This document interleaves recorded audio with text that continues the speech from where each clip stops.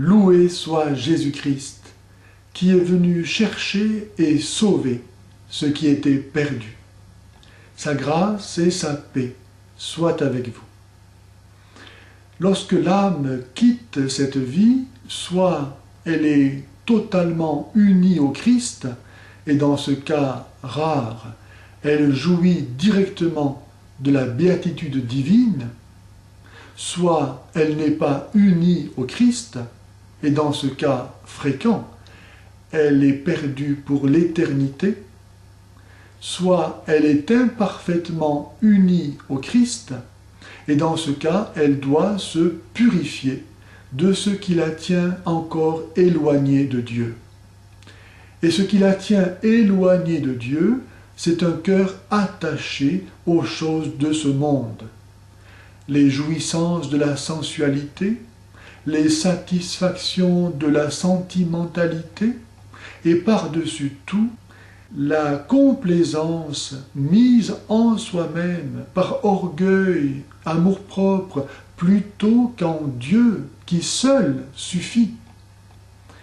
Pour jouir de Dieu, il faut être un avec Dieu. Et pour être un avec Dieu, il faut, tel le morceau de fer jeté dans le feu qui devient feu, que l'âme soit elle-même jetée dans un feu si douloureux, que le feu de cette terre, en comparaison, n'est qu'une image de feu. Purgatoire vient du mot grec « pur » qui veut dire « feu ». Le purgatoire est une réalité enseignée aussi bien par l'Écriture sainte que par les pères de l'Église et les conciles.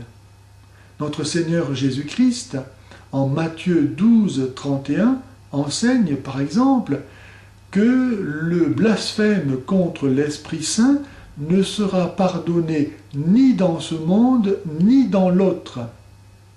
Ce disant, il enseigne donc que le blasphème contre l'Esprit Saint ne sera jamais pardonné. Et pour cause, puisqu'il est précisément le refus de recevoir le pardon donné en Jésus. Mais il enseigne aussi qu'il y a des péchés qui sont donc pardonnés dans l'autre monde, sans quoi cela n'aurait aucun sens qu'il évoque le fait d'être pardonné dans l'autre monde. Déjà dans l'Ancien Testament, nous voyons Judas Maccabée offrir des sacrifices expiatoires pour délivrer de leurs péchés ces soldats morts au combat. Et l'Église, dès les débuts, a prié pour ces défunts. Aujourd'hui encore, elle demande aux fidèles de prier pour les défunts, d'offrir des aumônes, des indulgences, des actes de pénitence et surtout le sacrifice de la messe, qui est le plus beau cadeau que nous puissions offrir à Dieu au nom des défunts. En effet, en vertu de l'unité réalisée par l'amour, c'est comme si c'était eux qui, à travers nous, et nous, à travers le prêtre, offraient à Dieu le sacrifice de Jésus, témoignage d'amour unique et parfait de Dieu le Fils incarné, pour Dieu le Père, source de toute grâce.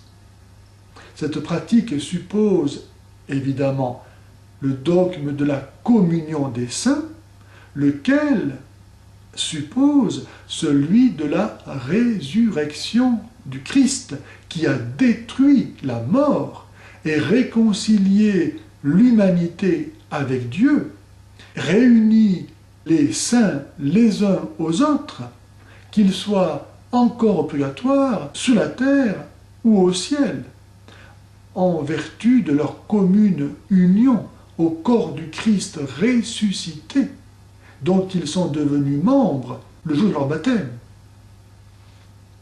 Parce que l'âme, une fois le temps de sa vie passé, ne peut plus rien faire pour elle-même, ne peut plus acquérir de nouveaux mérites, ne peut plus grandir en amour.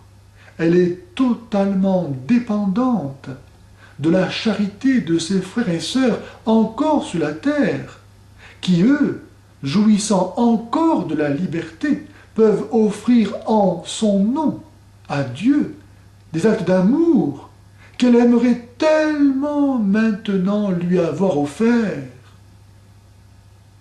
L'âme au purgatoire souffre terriblement d'avoir vu, au moment de la mort, combien Dieu est en lui-même infiniment aimable, combien Dieu l'a aimé tout au long de son existence, et combien elle-même s'est rendue outrageusement indigne de cet amour.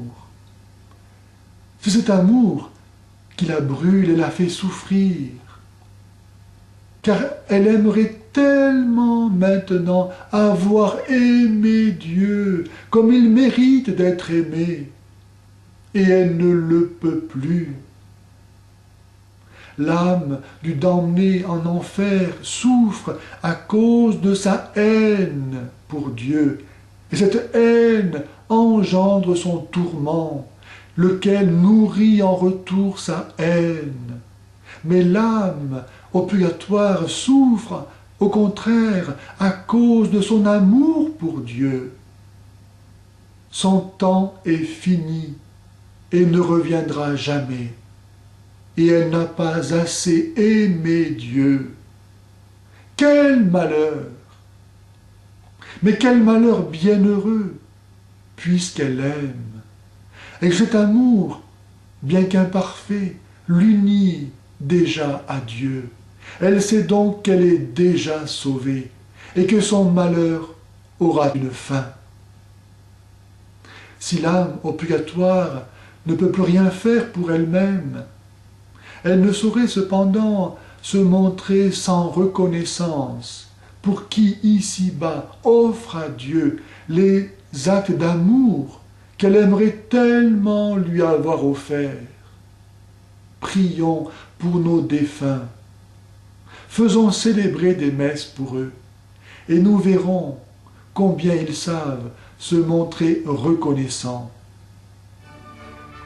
Si les gens savaient combien Dieu les a aimés en Jésus, ils en mourraient de joie et seraient déjà au ciel.